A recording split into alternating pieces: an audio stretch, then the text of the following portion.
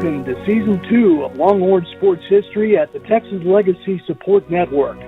Brought to you by the Austin-based law firm of Minton, Bassett, Flores, and Carsey. They specialize in criminal cases, civil litigation, and family law across the state. The podcast, interviews, and the entire TLSN site itself feature stories told by those who created Longhorn sports heritage. These stories are profound and insightful. They remind us that Longhorn sports exploits of the past are shaping the present and will inspire the future. These stories confirm why the Longhorn brand is the most recognizable one in the world.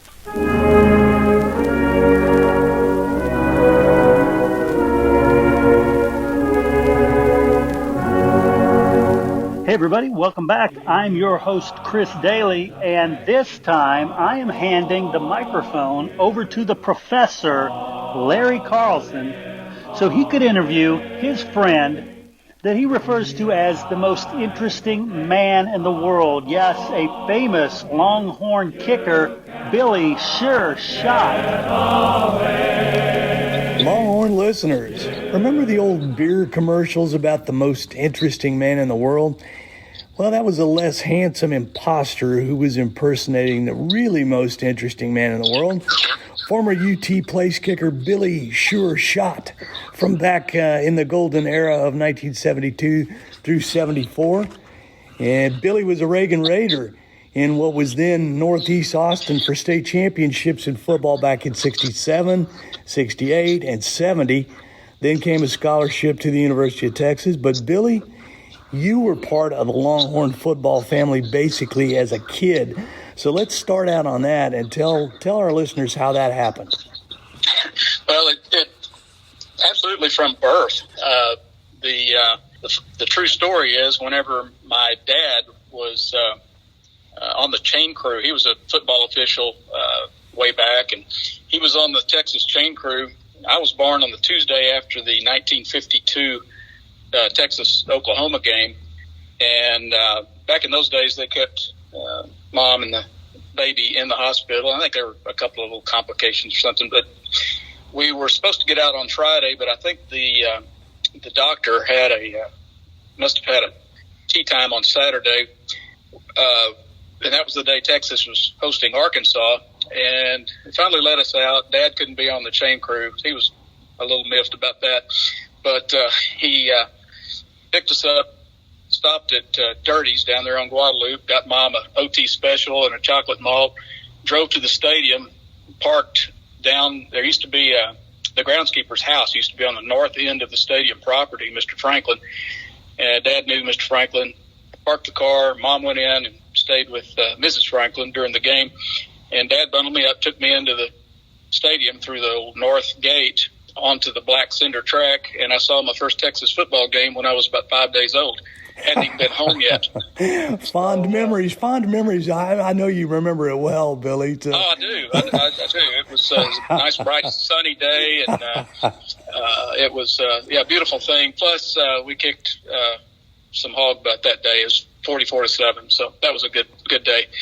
And from then on, it was pretty much a burnt orange, back then it was a bright orange, and then 1962, a burnt orange life. So. Man, well, you were working as kind of a water boy back in the 60s for Darrell Royal. Was that it? Right. I wrote a letter to the then senior manager, Jay Ward, way back in 61, and asked about being a ball boy for the games, because whenever I'd go to the games when I was a little kid, I'd see other kids my age looked like running the balls on and off the field to the officials. And I had done that for some of my dad's games that he officiated, so he suggested maybe I ought to just see if I could do it for Texas, and wrote the letter, and they obliged, and so I started as a ball boy back about 61, 62, and that continued on. I helped out in the equipment room. Mr. Blaylock, or as we call him, Mr. Jim, let me hang out there, and I wound up doing a lot of shoe shines and for the coaches. So I think after all of that, they felt obliged to give me a scholarship. And so because I had kind of worked my way up and got to make some road trips. I'm sure a lot of the stuff that I did back then probably would not be legal nowadays, according to the NCAA. But, of course, I was just volunteering. They weren't paying me to do anything except for maybe an occasional T-shirt or something. But that was about it. And it was a blast getting to be there on the field, on the sidelines, during games. And all those guys, all those players back then, they became like my big brothers. And many of them that are still around still are to this day. You know, Billy, we're not going to let the NCAA rescind that 1969 national championship, but you were in the Longhorn locker room as a high school junior for two of the biggest wins in UT history. For the fans who aren't quite as old as I am and you are, December 6, 1969, Fayetteville, Arkansas, the big shootout, Texas 15, the Hogs 14. And you were in that locker room along with President Richard Nixon. What some of your memories of that one? Well, that little blockhouse that they put us in Fayetteville was it was tiny. And that place, I thought I was going to get crushed in there. It was just a madhouse. And, compound that with having the president there and the Secret Service, every one of his Secret Service guys were trying to get in, and there were a bunch of them outside the door. There were other, media, everybody clamoring to get in, and I was just sort of against a back wall most of the time. But the view I had was very memorable because watching Coach Royal and the captains, Ted Coy, James Street, and also they're up there. It was just a great memory to see. And on a cold, clammy day, it got pretty hot and stuffy in there. It started to feel like Key West after a while. Hey, we'll touch on Key West later because Billy's kind of right up there in the Jimmy Buffett family as well as the Longhorn family. But that Cotton Bowl and the win one for Freddie that was about 3.5 weeks after the big shootout, Texas 21, Notre Dame 17, that cemented the national championship, and Steinmark able to make it there on crutches, just a couple of weeks after being released from the hospital after his leg was amputated. What are your fond memories of that locker room, Billy? Well, first of all, Freddie was truly like a brother. I mean, there were people that, even his dad, Mr. Steinmark, mistook me for Freddie a couple of times because we were basically the same size. We kind of favored each other facially, same build and everything. So he would come up behind me sometimes and say, "Hey, Freddie, we'll be out the car, like after a game or something." And I'd turn around and I'd say, "Hey, Mr. Steinmark." He'd go, "Oh, where's Freddie?" So we were very close. Freddie came to our house quite often, and it was it was really tough on me because that was the first person I ever knew that actually had cancer, especially in somebody young like that. So it was tough. But I had gone to see him down at MD Anderson, and he told me face to face. He said, "I'm going to be at the Cotton Bowl. Everybody says I'm not going to be there, but I will be there." And so I took his word, and so it was really. I kind of had some "I told you so" moments with some of the people that doubted Freddie on that. But being in that locker room afterwards, and I had been pretty much put in charge of keeping him out of harm's way during the game, but he didn't really need a whole lot of help. He managed to almost stab Man Mountain Mike McCoy on the sidelines one time when he came sliding up over there, and Freddie was up on the sideline, and he was trying to hit McCoy's hand with his crutch. And so he didn't really need a whole lot of shepherding, but he had a very famous, I guess, iconic leather jacket that had this belt, and I was told that if he gets too close, just grab that belt and jerk him back. And or a few times I had my hand on that belt and like, Freddie, you need to get back a little bit. And he's, I got it, like that. But that was a tremendous. It was a heartbreaking, eventually memory. But to be present, to be at his side when he got the game ball was something I'll always cherish. Billy, you actually visited Freddie's gravesite in Wheat Ridge, Colorado just recently, did you not? I did. Just last week, we went up to visit my daughter who works in Denver and has been there for a few months. And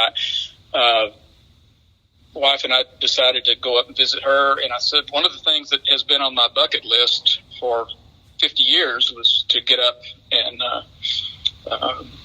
pay a visit to Freddie's gravesite. And I had seen, other people had taken pictures and just to be there, and it kind of, I don't know, just gave me a very peaceful kind of a feeling, almost I wouldn't say closure. I don't think I'll ever get real closure with Freddie, but it was comforting, put it that way.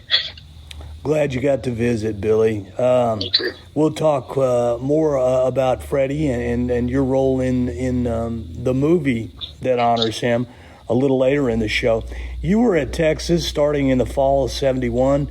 The last season the freshmen were not eligible, had the Shorthorns and your own season and all that. Did the upperclassmen even acknowledge the freshmen back then, or maybe just to haze them? Oh, yeah, we were acknowledged. Especially, I kind of was super acknowledged because I knew them so well. I mean, I'd been around there and been underfoot, and so a lot of the guys that had been there, I mean, I remember the late, great Travis Roach, who had wound up being a teammate.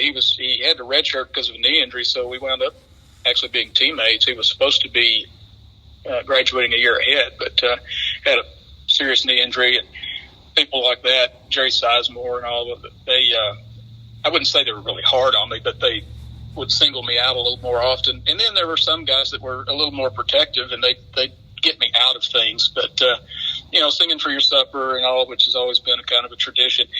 But one of the funniest things that happened, our freshman team was pretty good, and we would have scrimmages against the varsity. And so we'd go over to the stadium and across the street from Freshman Field and scrimmage. And one time we really did a pretty good number on them. And that night at dinner, we go into the dining hall, and Coach Royal came in there, and he didn't come in there a lot at dinner. I mean, we had lunch with him, breakfast with him a lot, but a lot of times supper he'd go home or he'd be working in the office. But he came in and said, from this point on, there will be no more freshman hazing.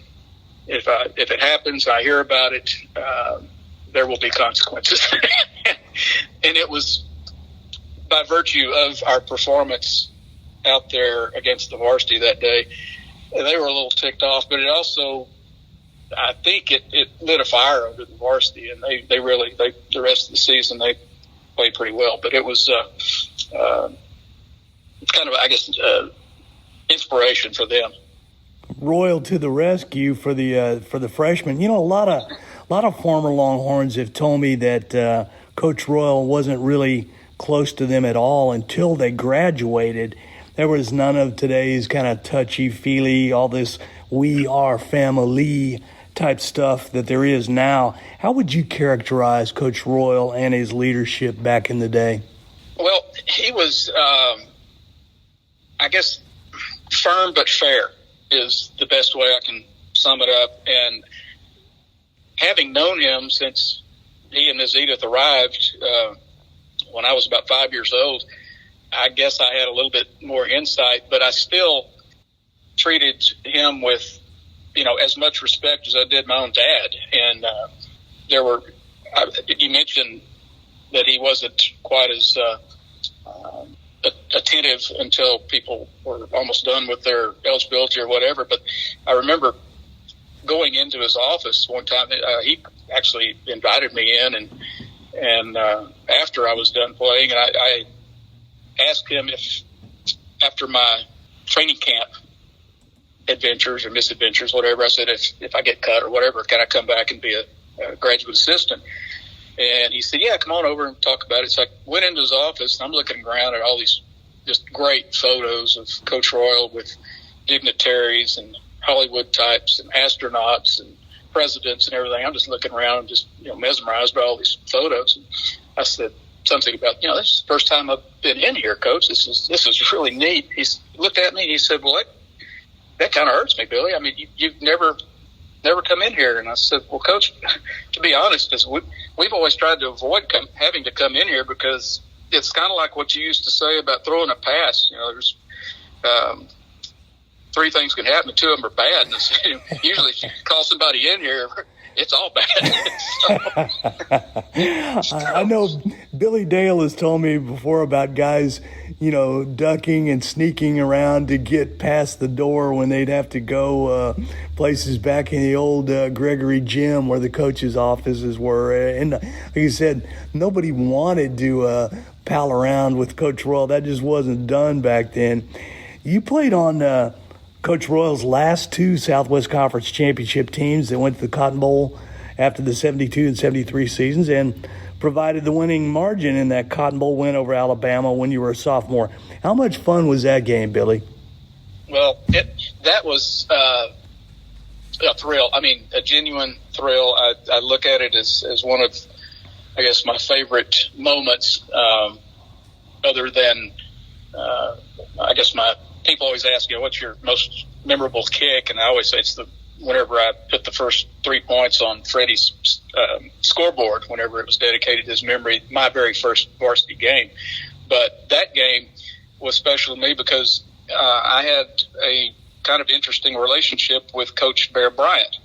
And I had been down in the Texas locker room after Texas upset A&M in 58, and I was in my old Texas football uniform with my number 24 jersey and my helmet and all. And Coach Bryant, back then, the opposing coaches would often visit the other team's locker room to congratulate them, especially on like a big upset win like this was.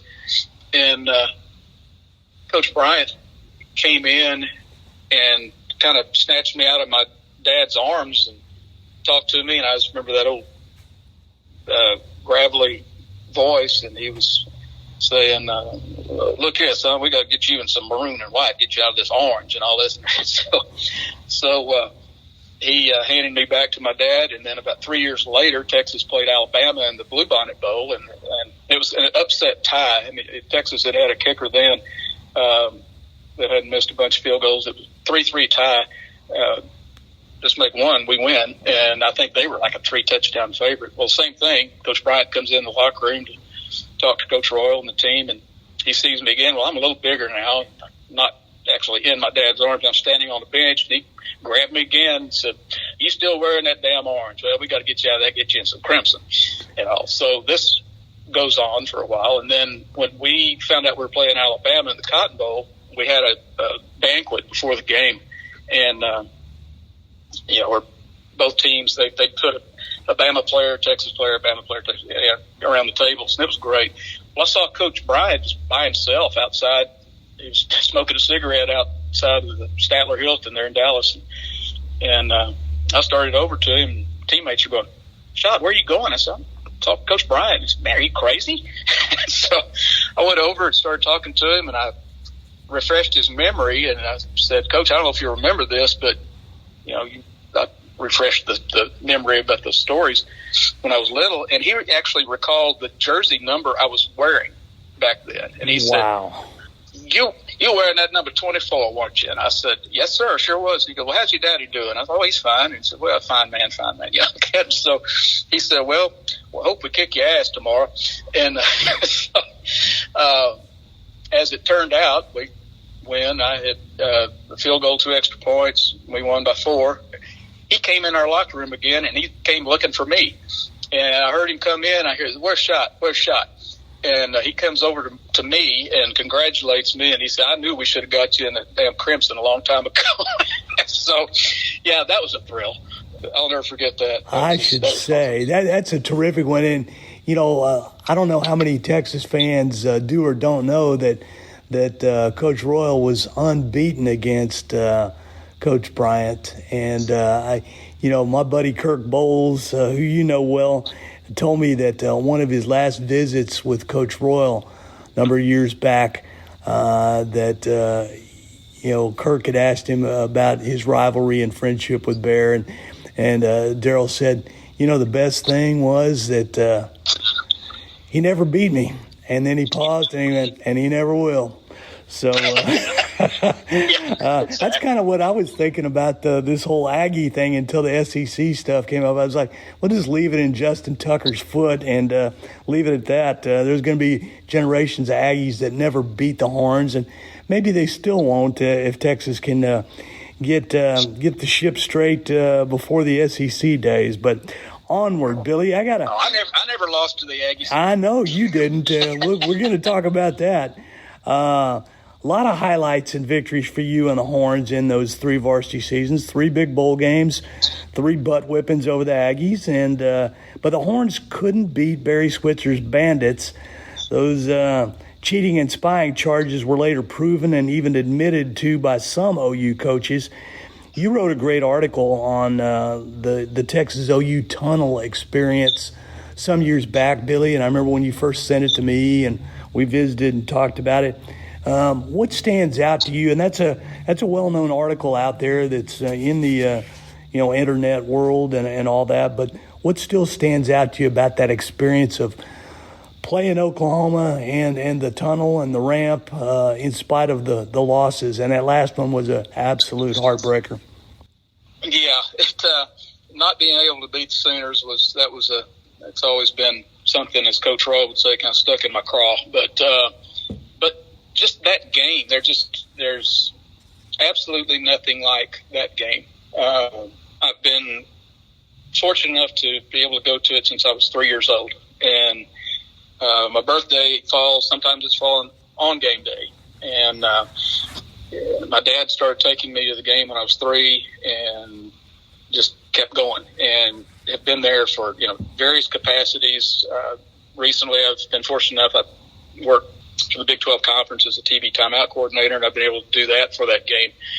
But just that whole vibe down there on the floor of the Cotton Bowl is something that you just can't describe. It's unlike anything I've experienced, and win or lose, it's still something that I look forward to, and just the sights and sounds and smells of everything around the state fair that contribute to that whole experience is just something that I wish more people could experience from the angle that I have. And it's really just hard to put into words, because you ask me the question and then all of a sudden I hear noises, and I hear things on the midway and rides and carnies, and I smell cotton candy, and I hear the taffy machine clicking over there behind where the locker rooms were and all that. So it's something that just gets ingrained, and it's hard to fathom, the impression it makes on you. If listeners want to look that up later, Billy, do you remember, is it just under the tunnel and Billy Schott out there on the internet? Because I know I've seen it again since you sent it to me a number of years ago. I think so. Somebody told me that they just Googled me and they found it. I don't know. It's just, I just called it the tunnel. Okay. And it was written from somebody had, I think it was on orangebloods.com, somebody had asked the question, has anybody actually ever been down the tunnel as a player or a band member or whatever? And so I guess it was, I can't remember how long ago I wrote that, but it probably, I don't know, somewhere 12 and 15 years ago probably, but I think I'd probably had a couple of cold pearls and started getting philosophical, and my memory just started flowing, and I put it out there. So I think that's where it could be found. It's a great remembrance, Billy. I wanted to ask you, in hindsight, did you see a change in Coach Royal after the OU cheating allegations and, more and more recruiting scandals at other schools, the death of one of his children. You were a grad assistant at UT when Coach Royal called it quits at 76, and it's just almost incredible for a lot of people to realize he was only 52 years old. Did you see it coming that he would retire like that? I kind of had an inkling that he might, and he actually lost two children. Mary and his daughter, died in a car crash, and then his son David, who was a very good friend and a little league football teammate of mine, died just like a couple of blocks away from where Marion died. He was on a motorcycle and got hit, and so he lost two. It was very tragic to see that. And I went to both of those services, and he and say he was only 52. Now, to us back then, being 18 to 21, 22 years old, well, he seemed like an old guy, but he seemed to age even more those last 2 years, like you're talking about. And I could kind of see that it just wasn't fun. And he'd always said, if it's not fun anymore, I'm going to set my bucket down. And so he did. And I think that a lot of that, the various allegations that you alluded to and all, really did play a big part. And he just didn't want to be remembered as somebody that went to the dark side. And then you look back now and you say, man, a guy retiring from coaching at 52, he's still a young man. So, if I could be 52 again, there's some things I'd like to try. No, it's remarkable now when you see, Saban and just most coaches being, older than 52. And you look back and think Royal had already spent 20 years at Texas. And I think it's kind of diminished his reputation among, a newer generation to place him on kind of the Rushmore of college football. But on a better note, Billy, you still had playing football and not just coaching it in your blood when you and I first became buddies back in 77. And I remember then you told me you'd already been in more NFL camps than Gatorade. And you were close to making that team with Houston's Love You Blue era of the late 70s with Coach Bum Phillips and Earl Campbell, your old teammate, and Dante Pastorini. That was a special time for you, just being so close to making the Oilers and being around those camps. Well, I don't know if I was really that close, but I was close to those guys, and they, to this day, I cannot believe they actually kind of consider me a teammate and part of it. My main job, I think, when I was signed, I'd come out of the LA Rams camp again. I went to the Rams in 75 and didn't make it, came back, coached, didn't really try that hard in 76. I tried out a couple of times locally. I think the Giants and the Browns and a couple other teams came out and talked a little bit about it. But 77, I went back out to LA, and then I got sent to Houston, luckily, and or to Nacogdoches, to the training camp. And it was like I had met Bum, I think, when he was coaching at SMU one time. And, but I didn't think he'd ever remember me. But when he called me up on his coaching tower and all, it's like we just bonded instantly. And he is absolutely just one of the, to his dying day, he was a dear friend and a great mentor. But he's wanted me around, and he said that basically, he said, I need you to keep that damn crowd out of the penitentiary, referring to my late great buddy Tony Fritsch. And Tony was a lover of life and and also a lover of fine ales. And so it was sort of like the fox in the hen house kind of thing. But he wanted me to make sure Tony stayed out of trouble, because the reason why we got him in Houston was because he had gotten in trouble at Dallas. And this is kind of like Billy Martin taking care of Mickey Mantle. I might throw that in, but exactly. Go right ahead, Billy.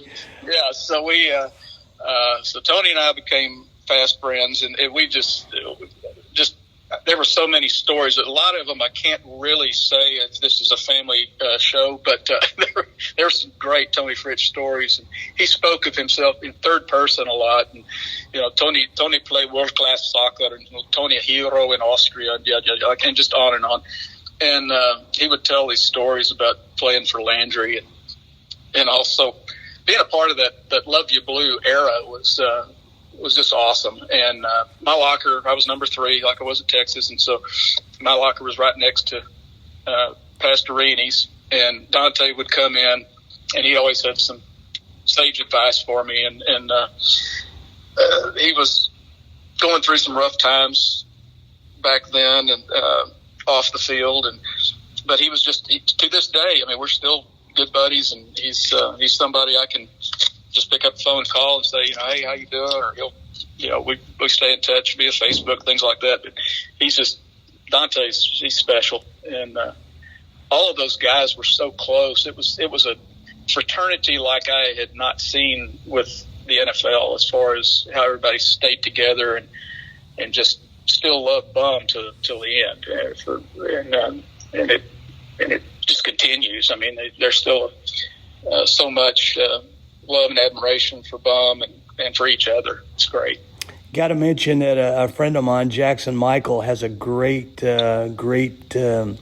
video and documentary out about the Love You Blue era, and people ought to check that out wherever they can. Billy, got to ask you about an unlikely and very interesting kind of episode, interlude of your lifetime when you became UT's equipment manager in 1992 for an outsider of a coach, the patrician, prim and proper John Makovic. And he created kind of an instant culture shock following good old burnt orange boy David McWilliams. What was it like working for Makovic? You and I have talked to him before, but what can you share that's printable or listenable about Makovic? A few strange anecdotes or stories. Well, the way I got that gig was pretty interesting, because the gentleman that had become the equipment manager is Teddy Gray. He's a former high school coach, and he's a buddy of Coach McWilliams and all. He and John were like oil and water from the get-go, and it just didn't work out. So Teddy left, and so they were kind of left high and dry right before the season started. I had been working in the World League of American Football for the San Antonio Riders, and had gone back to, after that season had ended, I had gone back to athletic equipment sales, or was getting back into it. Received a call from a buddy that said, who had just called on Texas. He's a fellow salesman or sales rep, and he said, hey, the Texas equipment manager job is open if you want to check into it. And here's who you need to contact. And so I got in touch with, Gary Darnell and Pat Watson were the coaches, and they were kind of on this committee that was looking for a replacement. Well, I went down, interviewed with them. They're like, you're our guy. Leon Fuller was in on it, and Leon I knew from way back, and he's just like, hey, you're our guy. And so I got that job, and from the start, I was told, and this is now, mind you, University of Texas, like everybody says, oh, all the money in the world. They said, our budget has been exceeded already, so we can't really order much of anything. And everything that we'd already ordered was in. And so I called Rooster Andrews and said, what's the deal on this, the budget? He said, Bill, I'll help you out the best I can. He said, but I don't know what's going on over there, but they say they just, can't buy this. Well, we had those old mesh practice jerseys, and they were tattered and torn and all that. So I'm in there sewing them up by hand with using dental floss and a sail needle, and sewing those things up. And I'm sitting there still going, this is UT. This is where I played, right? Okay. And so 20 years removed from being a player and having, back then, it was when I was playing, we didn't have any, like, I guess, marked merchandise, really. If you wanted to steal a T-shirt, it didn't have Texas football on it. It was just a white T-shirt. So that was it. But it was still kind of Spartan-like. And so I'm doing all of this. So I stay up there all night, and we're just scrimping and saving. So there were things that happened, like the day of the first game. John had gone in and said, I'm going to bring a number of various shirts and ties and sport coats and slacks and all that I'll have in my locker, and I will choose what my game day attire will be. Okay. And so rather than wearing like just, coach's gear, he wore a coat and tie. And he brought in a long sleeve white shirt. It's only going to be about 160 degrees out there the first game. Long sleeve white shirt, sport coat, tie, and all that. And I sent the shirt over to a local dry cleaner that we had a working agreement with.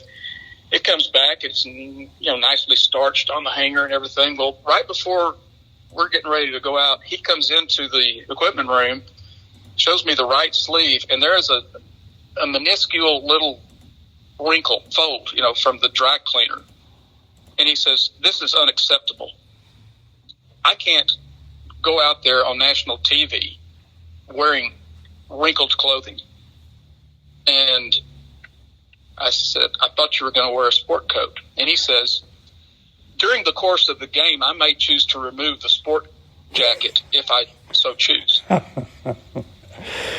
said, "Got it." So I hauled over to my apartment, got my iron and my little ironing board, and I brought it back, and I ironed that little wrinkle out. And I took it back in to him. I mean, it took me like 20 minutes to go over there, get it, come back.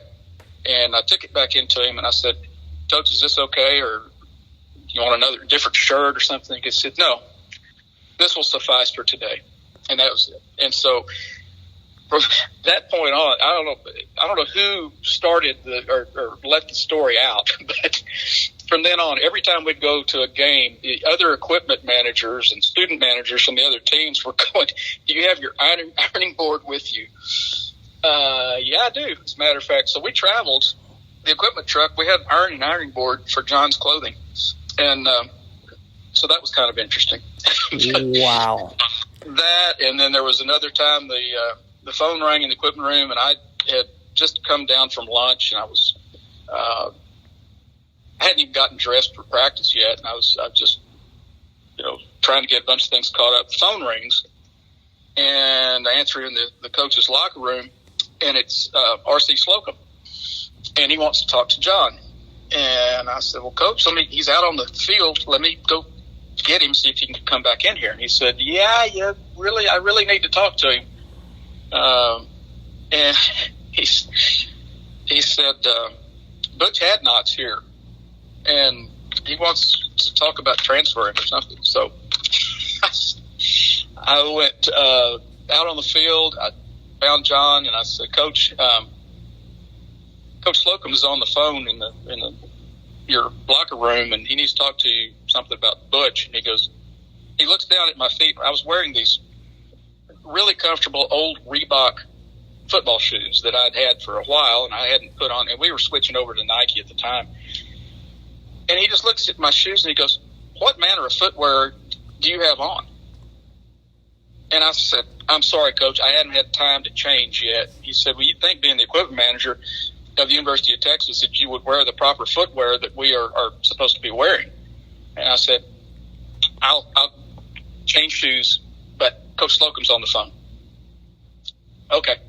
So he ambles back up there. I go put on some shoes, some Nikes, and he was fine. But I mean, just things like that were just bizarre to me. Wow. Yeah, a little closer to Cary Grant and George Clooney than to Darrell Royal and Bear Bryant on the sartorial splendor. But no doubt.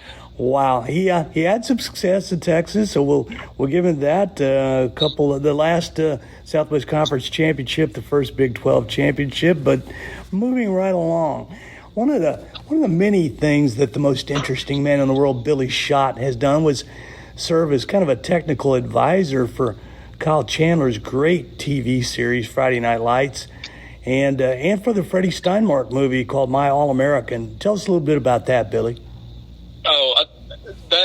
Again, those are labors of love for me, and having the opportunity to work on Friday Night Lights, the series, was so much fun, and I miss my Dillon folks to this day. In fact, this morning I was on my bike ride. I had a Dillon football T-shirt on and my blue shorts and my Panther football cap, and riding around, and I actually had a couple of people ask me how Riggins was doing and things like that. So, I've got myself a Riggins shirt, number 33. I've got it too. So yeah, there you go.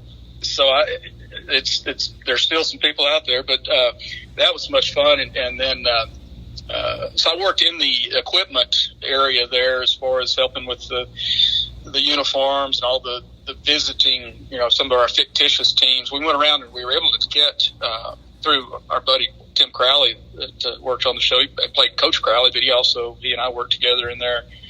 And we went around the local high schools and were able to use a lot of their uniforms. And we'd have to change some of the names, like Round Rock became Royal Ridge or something like that. So we'd have all these different, let's see, what was it? Leander High School, we used theirs, and it was Larrabee. And, of course, we had the famous tornado in Larrabee, and we had to share locker space with them. So that was, a big deal. But one of the greatest things was whenever having been a football official for 25 years, I would also double up. Some nights we were shooting football. I'd have on my striped shirt, and I'd be up there. Well, they've stuck me at referee for a game, season 3, episode 10, The Giving Tree. Make sure you watch it. I still get royalties. And so, in fact, I got my residual check yesterday. It's $8.95. Ah. That's 8.95. So hey, that comes in handy over Dan's Hamburgers. Yeah. So I got a cup of coffee, and so my assignment in that game and the script was to toss Coach Taylor out of the game. It was a playoff game, and we were being homers, and he wasn't getting any calls, and also and it was all pretty much ad lib. We just had an outline of what to do, and I get up in his face and I crow hop and toss him out like a baseball umpire, and we did like a one take deal, and they tracked threw my flag. It looked like NASA. They tracked it, and it went about 40 feet in the air. So whatever they, cut, and they were like, man, that's awesome. And Kyle looks at me and goes, I can't believe you came at me like that. I said, you wanted it to be real? He goes, yeah. He said, but I didn't think you were going to almost knock me out. And he goes, that was great. And I said, okay, can you do it again so we can just get another angle? And also we did a couple of others just so they get some more camera shots. But it was fun. And Kyle and I had become good friends, and he is just an outstanding human being. And what you see is what you get on there. He would be. In fact, I had some coaching friends down in San Antonio that said, hell, I'd hire him, even if he doesn't know a lick about football, just because he's a damn good coach. So he plays it so well, and he did. I mean, but he would come to me and he'd say, he knew that I had coached high school football and officiated and all that, and he'd say, Billy, this thing they gave me, would a Texas high school football coach really say all this? And I'd look at it and I'd go, no. And I said, you can take that line out, that line out, that line out. I said, you can get a lot of that accomplished with just a look. And, very few words. And so he would come to me for like script suggestions and all, which was pretty neat. I thought that was kind of an awesome deal. So whenever I'm rewatching the series and I'll say, oh, there's my line there. I gave him that. Also, that's fun. And then with Mile American, it was a similar thing, working with Aaron Eckhart, and I was coaching him on how to be Coach Royal, and very similar things. The Angelo Pizzo, who was, of course, the screenplay writer for Rudy and Hoosiers, and then he was the director and writer for Mile American. He had Coach Royal pegged as a Newt Rockney, fire and brimstone kind of guy. I saw the first draft of the script, and I was like, oh, no, this is not good. But I didn't know him well enough to just walk up and say, hey, this ain't going to work. And so I managed to get him aside at a gathering that we had, featured a lot of former Texas players and all. And I said, man, Angelo, it must be really easy to write Coach Royal's parts, since he was a man of so few words. And he goes, oh, really? And he didn't know that I'd seen that first draft. And I said, oh, yeah. And so he goes, well, what do you mean? So we talked for a while. We were on the corner, and we were talking. And I'm telling him. So then he whips out the script. He says, well, what about this here? And I'm like, no, he never did that. No, he would never say that. Nope. He wouldn't yell like that. Nope. So the second draft comes out. It's a little better. And as time went on, it was Aaron, I think, did a really good job. And he got Nazita's approval, so that's all that mattered. And so that was fun. Man, Billy Schott, the most interesting man in the world. We need to do volumes 2, 3, and 4 of this sometime, Billy. But I'm gonna close and get you to touch on this. We talked earlier this summer on the phone, and you were down in Key West, which you're known to favor quite a bit. And you were getting set to test your liver against your old buddy, the Pirate, Coach Mike Leach. Little on that friendship as we just wrap it up. If you give me 60 seconds on Mike Leach and Margaritaville. Boy, 60 seconds on Mike Leach. Billy, we're asking you to do the impossible.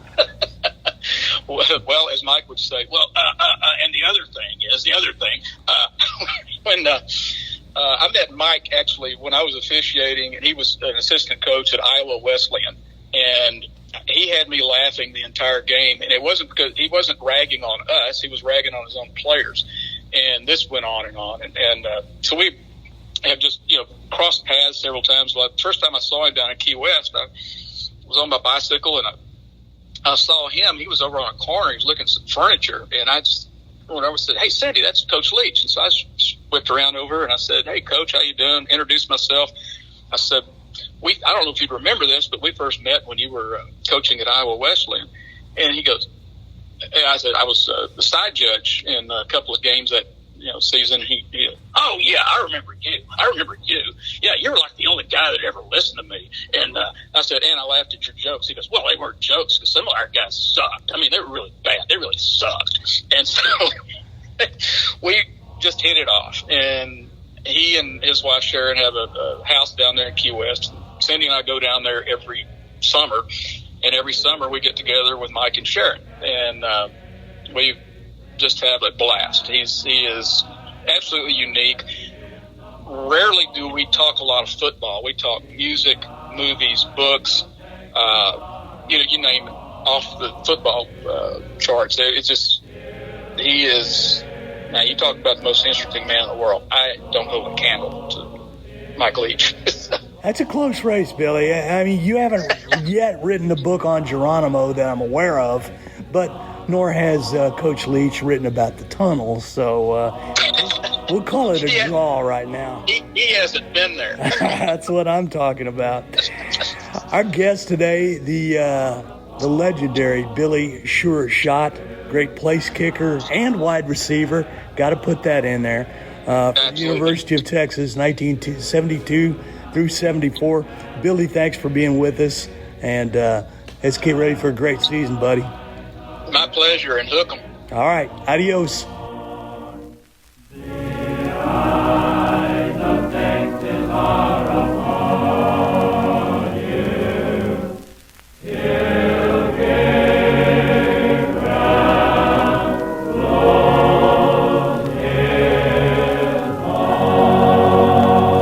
Well, Once again, I want to thank Billy Schott. I want to thank Larry Carlson. And I want to thank you, the listener, for giving us what I consider the most important thing you can, your attention.